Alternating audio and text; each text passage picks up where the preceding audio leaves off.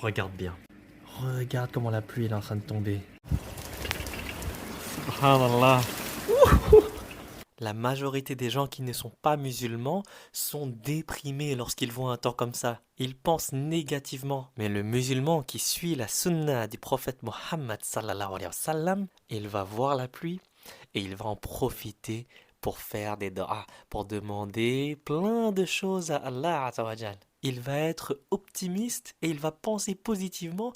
Il va même être reconnaissant et heureux qu'il est en train de pleuvoir. Et ça, c'est une pratique et une manière de penser qui nous a été enseignée il y a plus de 1400 ans déjà. Parce que le messager d'Allah sallallahu alayhi wa sallam nous a dit que lorsqu'il pleut, les doigts sont acceptés. Alors comment on peut penser négativement lorsqu'il pleut?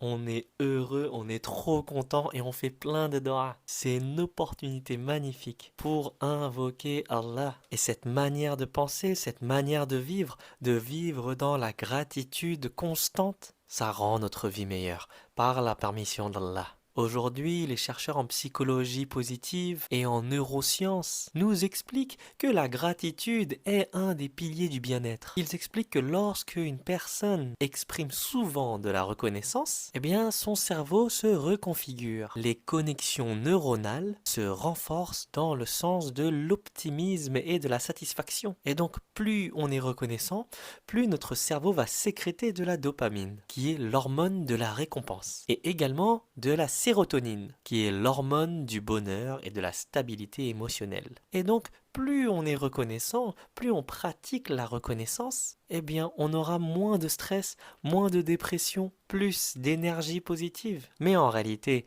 ce que la science découvre tardivement, ce n'est pas une nouveauté. Ils ne font que confirmer ce qu'Allah a révélé il y a plus de 1400 ans. Le Coran insiste même sur l'importance de la gratitude à maintes reprises. Allah nous dit dans le Coran, Surat al-Baqarah, ayat 152.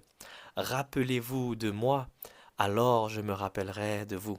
Remerciez-moi et ne soyez pas ingrats. Et le prophète Mohammed sallallahu alayhi wa sallam nous a enseigné de dire Alhamdulillah en toutes circonstances, que ce soit dans les bienfaits, dans la facilité ou même dans l'épreuve. Et Allah nous fait cette promesse claire dans la sourate Ibrahim, ayat 7. Si vous êtes reconnaissant, j'augmenterai pour vous mes bienfaits. Mais il y a une chose très différente entre un musulman et un non-croyant. C'est que déjà, en plus du fait que les musulmans ont cette pratique depuis plus de 1400 ans, c'est la clé du succès, la clé du bonheur